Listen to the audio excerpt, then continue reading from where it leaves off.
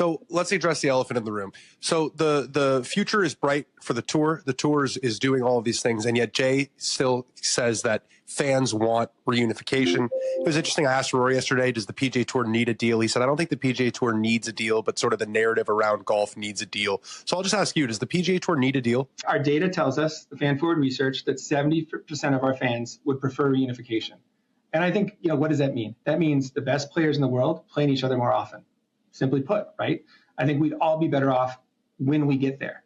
Now, that is true. And in terms of the things we can control, Dan, we have real momentum. I mean, look at the things that are on the table. We have our pace of play working group. You'll hear us in the days and weeks ahead talk more about some experiments we're going to conduct this year in season. Like the rangefinders. When's that coming? It's coming. It'll be announced shortly, the 4 weeks that we're going to use. But on top of that, you're going to see us talk about more testing and more transparency.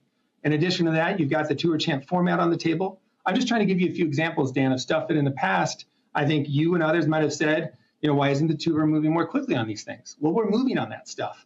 The Tour is in a stronger place than it was 2 years ago. You see that in the ratings, you see that in the commercial partnership, and you see that in the innovation we're driving. So we're trying to do two things at once. We're committed to both, and we feel good about the path we're headed down.